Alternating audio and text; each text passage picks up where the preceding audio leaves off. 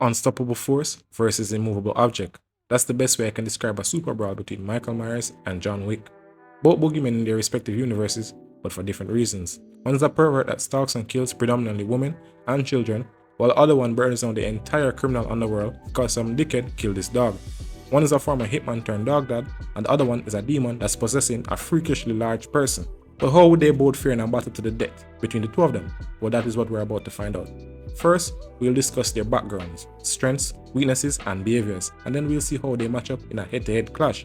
For this video, I'll be using Michael Myers from the original timeline. That means Halloween, the original one from 1978, Halloween 2, Halloween 4, The Return of Michael Myers, Halloween 5, The Revenge of Michael Myers, and then Halloween 6, The Curse of Michael Myers.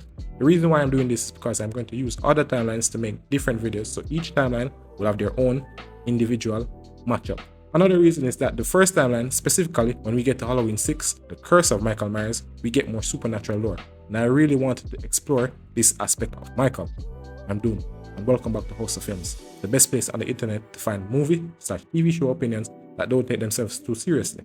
If you like or even love the content, please remember to like, comment, and subscribe. Now, shall we begin? John Wick's background.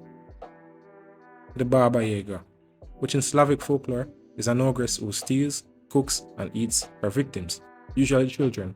But in the John Wick universe, it simply means the Boogeyman. It's a nickname given to John Wick. But who is John Wick? And why is everyone so incredibly terrified of him? John Wick was born Jordani Jovanovic in Belarus. We have no information on his parents, as he was an orphan. He was then taken in by the Ruska Roma, or the Roma Gypsies, an ethnic group that also doubles as a criminal syndicate.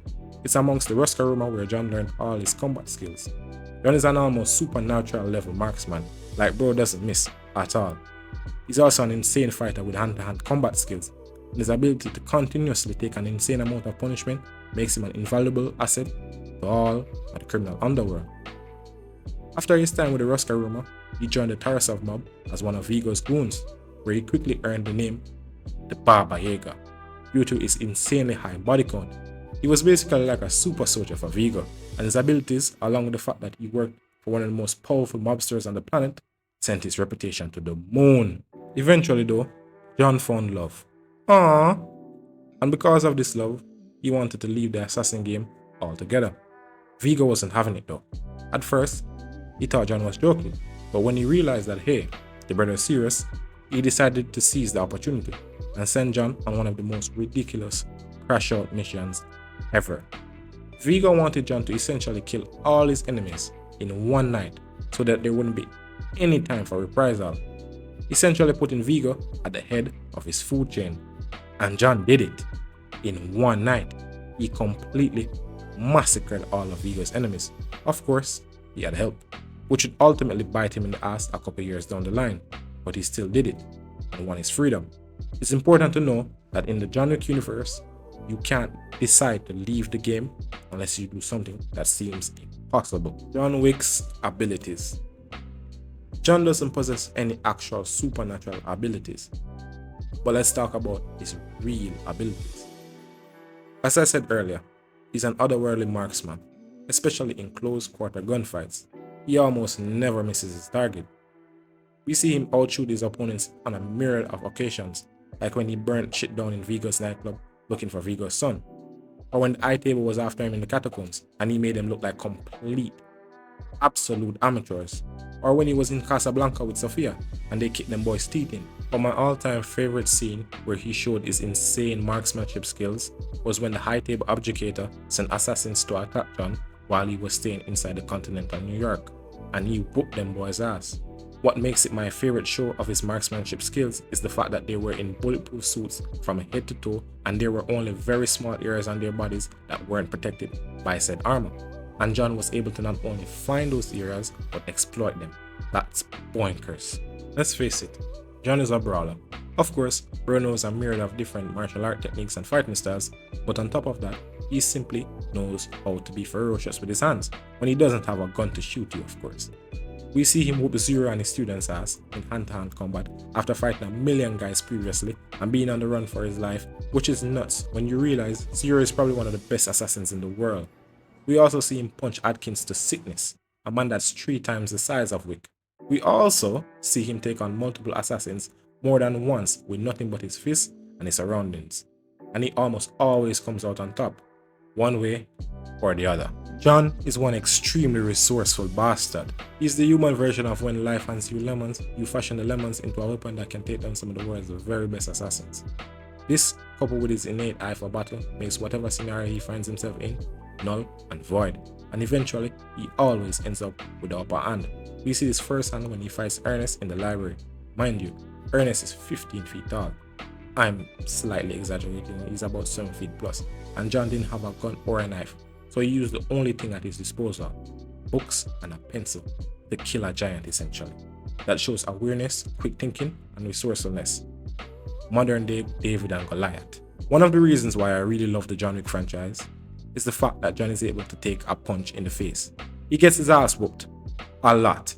Like when he got kicked down a million flights of stairs by Chidi, or when Winston threw him off the Continental and he survived.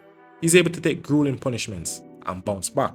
And if that wasn't scary enough, he never gets tired. John Wick seems to have 6 lungs. Like seriously. He'd be able to put Olympic level distance runners to shame with his endurance. He just keeps on going and going and going. That must be terrifying if you're his enemy.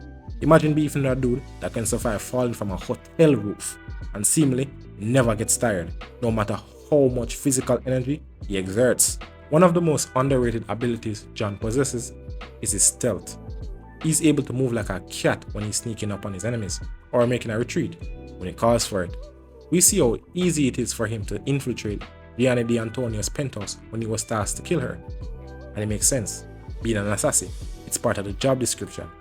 To be able to kill discreetly and escape said murders without being caught. And last, and certainly not least, his weaponry skills. John would put the world's best special forces to shame with the amount of weaponry that he's great at wielding. From handguns, to machine guns, to pump rifles, to knives, to swords, to even a damn pencil. He's a master of multiple disciplines in regards to weapons, and that makes him versatile in a number of different situations. As you can see, as far as human killing machines go, John Wick is damn near perfect. He can fistfight with the very best of them, he can shoot better than Olympic level marksmen, he's extremely fit to the point it seems supernatural, and he's able to take a beating. He's a master of multiple fighting styles and weaponry disciplines, and if all that wasn't enough, he's also a master tactician, having a very sharp eye for battle, and he's extremely resourceful. He can fashion ways to hurt you with just about anything. This makes him a very interesting matchup for Michael Myers. Now let's see how Myers stacks up against John. Michael Myers' origin. Mike was born on October 19, 1957 in Haddonfield, Illinois. The parents Deborah Myers and Peter Myers. One Halloween night, when young Mike was just about 6 years old, he got the brilliant idea to grab a kitchen knife and disembowel his big sister, thus beginning the journey of being a maniacal serial killer. He was then taken to Smith's Grove Sanatorium, where he received treatment from that old crow, Dr. Loomis. But none of that made a difference because Mike was already possessed by a demon. According to the lore we got in The Curse of Michael Myers, apparently Michael is possessed by an ancient Celtic demon called Thorn, whose whole modus operandi is to basically bring death and destruction to humanity. The ancient Druids figured this out and came up with the solution of locking him into the body of one child from each tribe. That child would then have to essentially eliminate their entire bloodline. By doing this, the other members of the tribe would be saved. These guys believe in the majority over the minority to a T. They're like, hey man, we choose your bloodline to sacrifice so that the rest of us will live. Imagine how a Zoom call like that would go down. Anyways, being possessed by this demon is basically what gives Michael Myers his otherworldly strength, recovery, and instincts. Now, let's talk about his abilities. Michael Myers' abilities. His superhuman strength. While we have no idea how to quantify it, Mike's strength is superhuman. In The Curse of Michael Myers, we saw him quite literally lift John Strode, who is a very large man might I add, carry him across the room, then gently sit him on some type of electrical device that fried him to a crisp. That's an insane feat of strength right there. What makes it even more outrageous is the fact that he did all of that with one hand. He also did the same to Bob Sims in the first Halloween, impaling him to a wall with a big kitchen knife, and again, he did that with one hand. If you are a mere human and you decide that it's a wise idea to be in a fist fight with Michael Myers, then you are already doomed. Michael is indestructible. One of the core tenets of what makes Michael Myers is the fact that he's Teflon. He's basically indestructible. As far as being a horror movie antagonist, being literally indestructible will always come in handy. We see him quite literally survive stabbings, shootings, and a wide range of other physical assaults. In The Revenge of Michael Myers, Dr. Loomis literally shot him in the head and he got back up, right back up. He might have had the worst migraine of his entire life, but hey, he still got back up. We also see him survive a gas explosion when Dr. Loomis ignites a gas leak which blows up into flames, engulfing them both. And that's just the tip of the iceberg. For a big dude, he knows how to move quietly while stalking his victims. He almost always gets his targets, and a lot of the kills stem from basically him just sneaking up and saying, gotcha bitch. I think that's a big part of what makes him an incredibly skilled hunter. Now, onto one of his most defining characteristics, his indomitable nature. He literally will never stop until the job is finished. We can see this with his relentless pursuit of Laurie Strode throughout the decades. Despite all our best efforts to avoid, trap, and kill him, he flat out refuses to give up. We also see his persistence in the return of Michael Myers, where he was hunting down his niece, Jamie Lloyd, demonstrating his determination to eradicate his entire bloodline despite all the obstacles he faces on his perverse quest. All in all, Mike is a man on a mission, singularly focused on bloodshed and will not stop until the goal is reached. Mike is a supernaturally strong being that's indestructible with an insane sense of perseverance. This makes him a nightmare matchup for most opponents. But how does he stack up against the Baba Yaga? Let us find out. Finally, the battle. Now, for the battle. Who would win in a straight up brawl between the Baba Yaga and Big Mike? Well, you see, it's a little bit more complex than who would simply win. And the reason behind that is because Mike cannot die. Let me explain why this throws a monkey wrench into my analysis. Mike being unkillable means that no matter what John throws at him, he'll eventually get back up. In my honest opinion, I think that John, with all his skills, would completely wipe florid Mike. The issue with that is that Mike would simply get back up. Like, John would hit him 100% with every weapon in his arsenal, and he would still get back up. John would also outsmart him from a tactical level, because Mike isn't exactly the brightest tool in the shed. And the fact that John is used to hunting other world-class assassins and successfully killing them means he's adept at hunting monsters.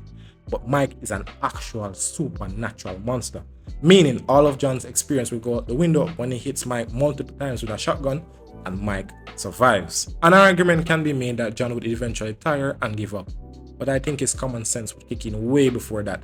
You see, John is 100% smarter than Mike, which means that he would recognize that, hey, this bozo literally cannot die.